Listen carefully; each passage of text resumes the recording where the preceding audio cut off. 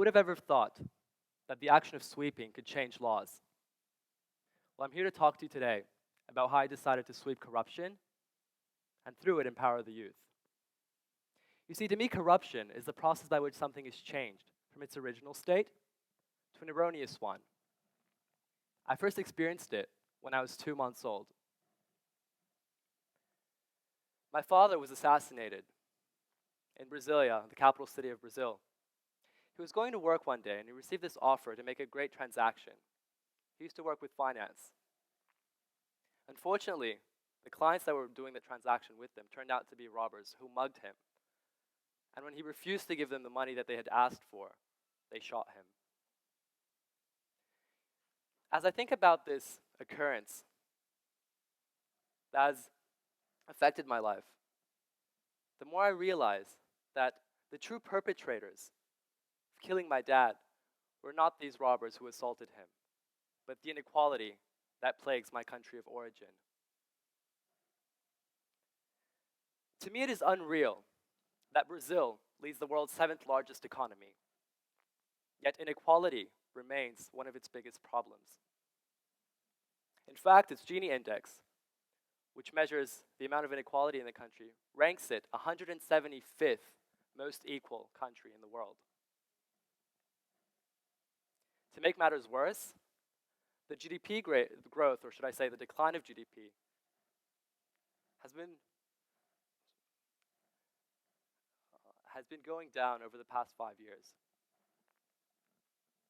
As you all know, the World Cup was announced to take place in Brazil in 2014, along with the Summer Olympics in 2016.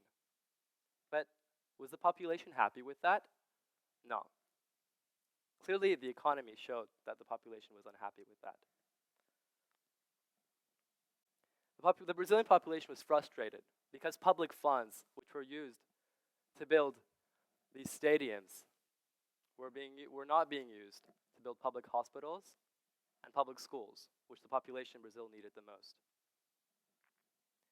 You see, I think about this today, the amount of inequality that rose, the decline in GDP, and these social events which made the population unhappy. And I decided to come up with a concept which I like calling the bagging effect. The more you add to a bag, the heavier it is to carry.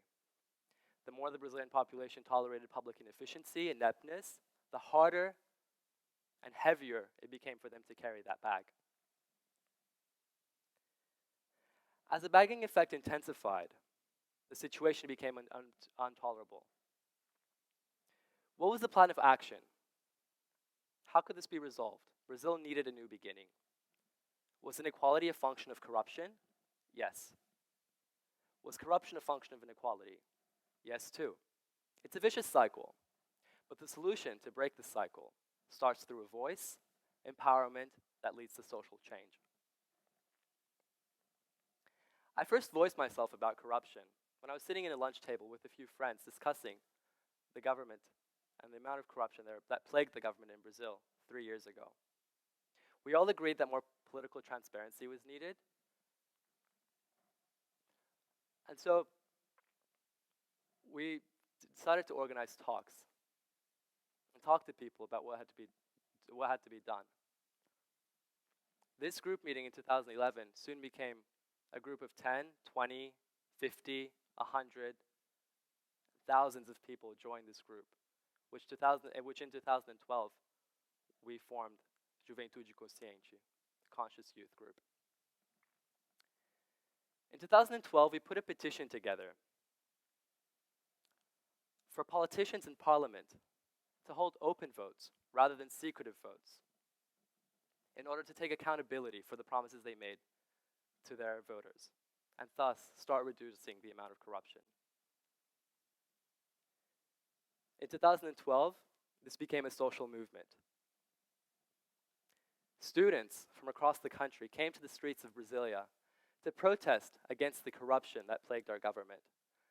As you can see, they're wearing black shirts in remorse, corruption, and carrying green and yellow broomsticks to metaphorically sweep the amount of corruption that plagued Parliament and the government house.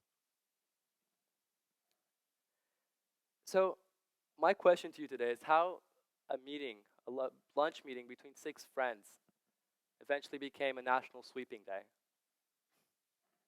Well, not only it became a national sweeping day, but that led to dozens of other protests that happened across the country, that happen to this day. Now, I'm not standing here today to ask you to protest or to revolt or to speak against your government. Definitely not. The message that I want to spread to you today is that students have the potential to change the world by raising a voice. You see, that's not only done through imitation, though. As students, to carry on that extended metaphor of the bag, we carry these bags to school, filled with books, hopes to become someone one day, a professional in our respective fields. But why can we not be leaders in the real world? We attend model United Nations conferences, model student governments. But why is it that we limit ourselves to the boundaries that we construct to confine us? The truth is, we do, because that's the safest and easiest route, and that is to be like all the others around us. I first modeled this confinement when I attended a Model United Nations conference in Brazil. I was representing the delegation of Syria when a crisis had just affected Syria with the Arab Spring in 2011. I remember distinctively one of these delegates, which was one of my friends to this day, rises up and says to me, "One must kill the situation before it spreads."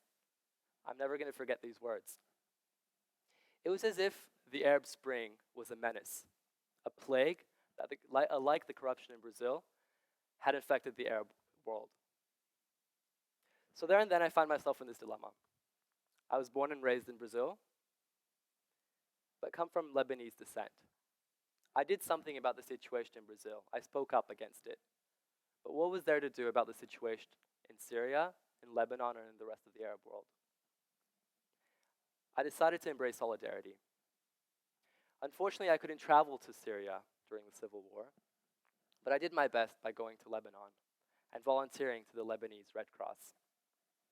This is me right there. I remember distinctively, after undergoing training, I met my team, and we received this call from border control. This man had attempted to leave Syria and cross the border to Lebanon with his wife and kids in his tiny car. In fact, I was not sure if all the kids were his. There were around 6 kids and crammed in this tiny car. I remember this rush of excitement came to me. I feared the situation I was in. I was happy that I was about to do something, and that made me take control of the situation I was in. But what scared me the most is seeing those kids stranded in ropes, some of which their arms were literally reaching out from the windows because they were so crammed. They had cuts in their arms, which was impossible to tell if it was from the war or because of the situation they were in that car. As this man drove on,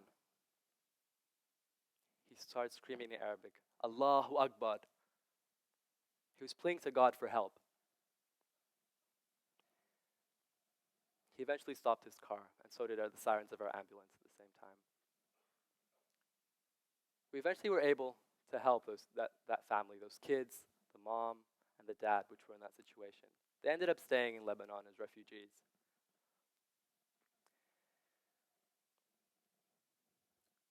But to know that their well-being was preserved was most important to me than knowing that I had done something about the situation. And this all started, I'd like to remind this all started with a voice to fight corruption, then of solidarity. It all started with me stepping out of my comfort zone and doing something about not only the domestic situation in Brazil, but the international situation in Syria and in Lebanon. The message I want to point to you today is that if more people decided to take action, then less people would feel hesitant in doing so. If more people decided to take action, then not only would they believe and understand the immensity of their potential. But by speaking out, they could lead the change to a cleaner world. Thank you very much.